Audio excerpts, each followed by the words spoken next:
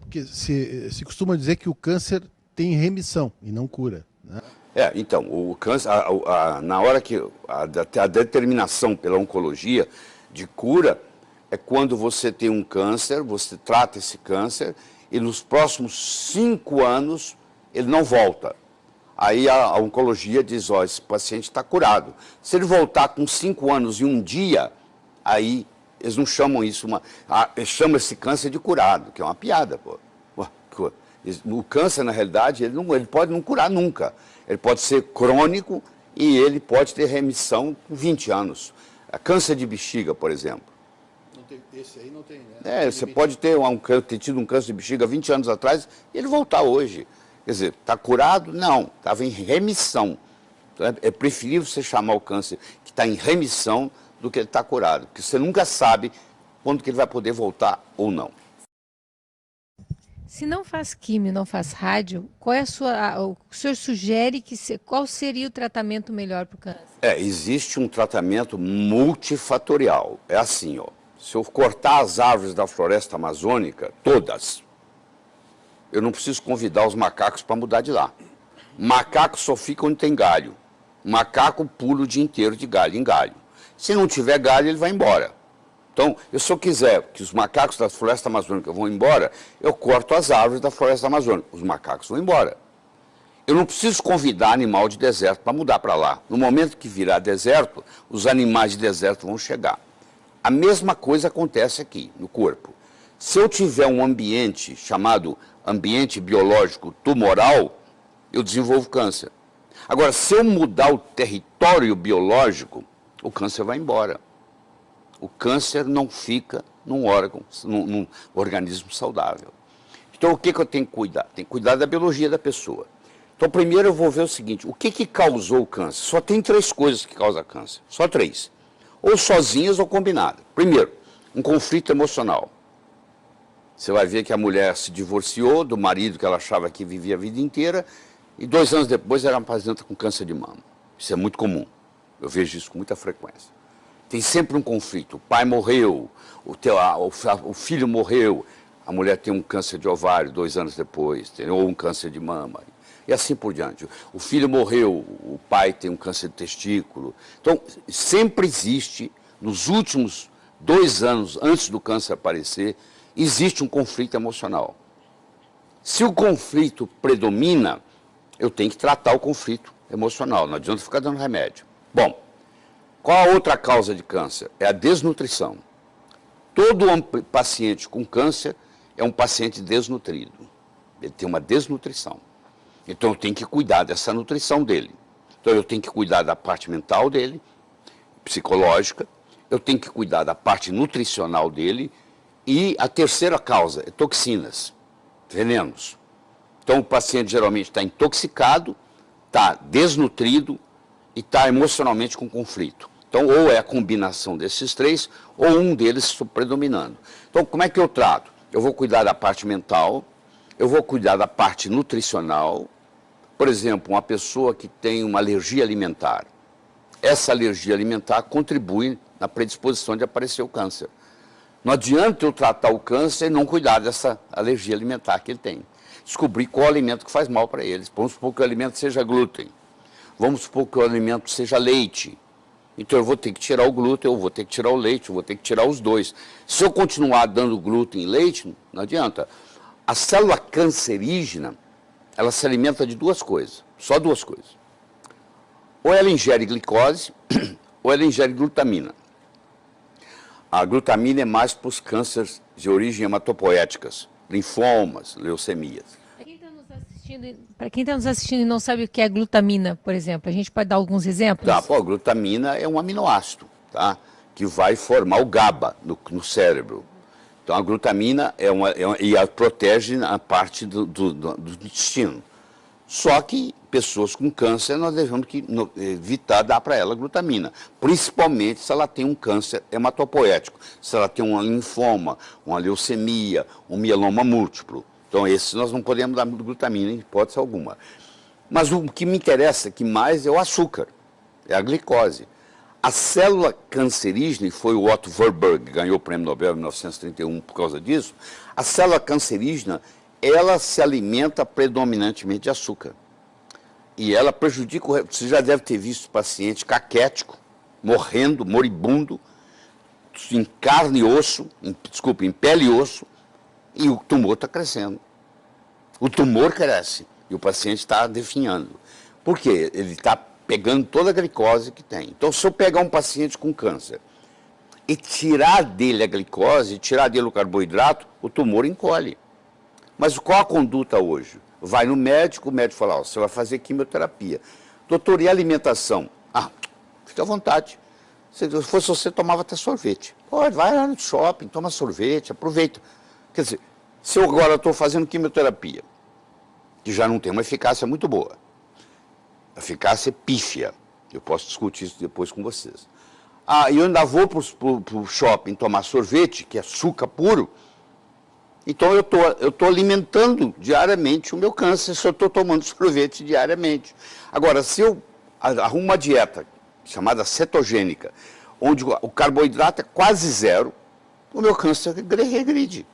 Então, o Dr. Thomas Seyfried, que é hoje uma das grandes autoridades do mundo em dieta cetogênica, ele pega pacientes com câncer, ele põe os pacientes em dieta cetogênica e os tumores vão encolhendo. Mas, infelizmente, isso ainda não chegou ao Brasil. Porque mesmo um colega médico que está nos assistindo, quando eu falo dieta cetogênica, ele fala, o que é isso? Eu, por curiosidade, eu olhei no Amazon.com, acho que semana passada, para ver quantos livros tinha de dieta cetogênica no Amazon.com. Podemos fazer um breve intervalo e começar no próximo bloco o que é dieta cetogênica? Pelo menos para ajudar quem trata câncer ou quem está sofrendo disso. Nós já voltamos, tá? Pois é, então, aí eu olhei no Amazon.com, até 100 livros eu contei, tá? Mas tem muito mais, porque eu fui até a página 8 e tinha até a página 100. Devia ter mais ou menos, sei lá, uns 1000 livros sobre dieta cetogênica. E o brasileiro não tem noção nem o que é dieta cetogênica. Dieta cetogênica é quando eu baixo o carboidrato profundamente e eu aumento a quantidade de gordura. Gordura boa. Porque você tem gordura ruim e gordura boa. Não é, as duas não são iguais. Por exemplo, a gordura trans, ela é altamente prejudicial. Inclusive causa câncer. Quando você compra esses óleos vegetais no supermercado, para o óleo não estragar, ele tem uma hidrogenação parcial. Então ele é gordura trans. Você traz o veneno toda semana ou todo mês para casa de uma gordura trans que você coloca na sua cozinha. Isso é um absurdo, mas todo mundo faz isso. E aqui em casa, por exemplo, só entra óleo de coco. Nós só cozinhamos com óleo de coco. Porque o óleo de coco não tem jeito de ser trans. Entendeu? O pessoal também conhece muito pouco de óleo de coco, deve ter uns 40 livros no Amazon.com sobre óleo de coco, eu recomendo, sei lá, estudar. Porque a maioria do que eu escuto na televisão é bobagem. A pessoa fala óleo de coco engorda, então você não entende absolutamente nada de nutrição. Porque o capróico, o caprílico, o cáprico, o láurico são ácidos graxos de cadeia média, eles não têm jeito de ser acumulados, não viram triglicérides, não pode ser acumulado no tecido adiposo e, pelo contrário, são até termogênicos. Em todos os lugares do mundo onde predomina a dieta do coco na culinária, você não tem obesidade. As pessoas são todas magras. Por exemplo, as ilhas do Pacífico, onde predomina a culinária do coco, todo mundo é magro, não tem obesidade. Tá? Não tem AIDS também. São mais saudáveis, né? Não tem AIDS, tem HIV, mas não tem AIDS, porque o HIV para virar AIDS, o ácido láurico, que é predominante no coco, para você ter uma ideia, o leite materno tem 19% de ácido láurico, o coco tem 47%. Então o ácido láurico, quando ele cai no estômago, ele vira monolaurina. Ele mata fungo, ele mata bactéria, ele mata vírus, ele mata parasita. Então isso te dá uma saúde muito grande quando você se alimenta. Você não precisa usar filtro solar. Você toma o coco na hora de ir para a praia, uma colher de sopa de coco, de óleo de coco, ou você passa o óleo de coco na pele. Também não deixa queimar. Pode ficar o dia inteiro no sol. Então fica a dica, excelente protetor solar. Excelente protetor solar, natural, faz bem, é absorvido, vai contribuir. Não tem, a nossa família, todo mundo usa, as crianças, os netinhos, tudo usa óleo de coco para ir na praia. Tá?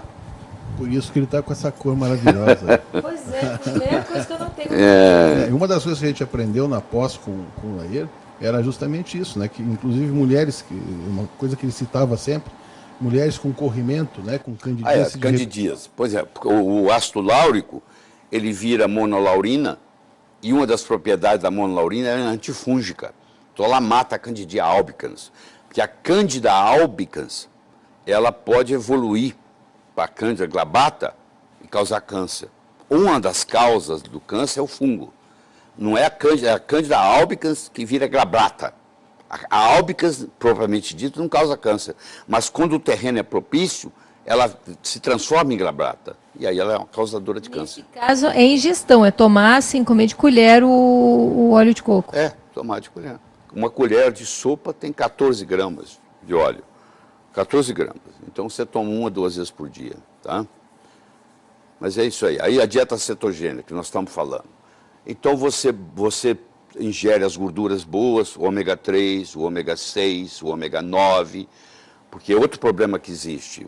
Todo lugar que você lê, você fala assim, mas nós temos muito ômega 6 e pouco ômega 3. É verdade, mas o ômega 6 que nós temos também está lesado, porque ele tá oxidado.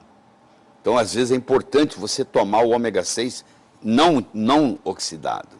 Faz muito bem para a saúde quando você faz isso. Então, isso aí, quando predomina na sua dieta essas gorduras boas, e você cai o carboidrato, o câncer começa a diminuir. Você começa a tratar o câncer só com dieta. Entendeu? Nós trabalhamos com oxigênio, porque o Warburg mostrou que o oxigênio para a célula cancerígena é igual ao sol é para o vampiro. O vampiro tem que entrar no caixão e se fechar lá, porque se ele amanhecer o dia, o raio do sol mata ele, não é assim que é a lenda? Pois é, mais ou menos aqui. O oxigênio mata a célula cancerígena. Então, se eu tiver um tumor e eu jogar oxigênio nesse tumor, a célula cancerígena desenvolve apoptose. Porque o problema da célula cancerígena é que ela tem dificuldade de morrer. Ela tem uma telomerase aumentada e ela não tem a capacidade apoptótica, que é a morte natural por suicídio, então ela vai proliferando e vai aumentando. Quando você joga oxigênio nela, é um jeito dela morrer. Entendeu? Então tem várias abordagens que você tem que fazer. E os detox, tem muito câncer com metal pesado, que é a oncologia clássica não dá bola, que mercúrio, chumbo, alumínio, que predispõe ao câncer. Então isso tem que ser retirado, quelado, entendeu? Você faz quelação, inclusive oral. Coentrum, que é um condimento simples, você colocar na comida, faz quelação, entendeu? Clorofila faz quelação. Aqueles tratamentos com oxigênio, né, que a gente aprendeu o Von Ardenne. na tua pós, o Von Ardenne, né? Uma das indicações seria essa, né? O Von Ardenne, ele era um físico, ele foi quem desenvolveu a bomba atômica russa, ele era um gênio, ele inclusive tem patente na área da geladeira, patente na área do ar-condicionado, tem várias coisas que ele desenvolveu. E ele também entrou na área médica.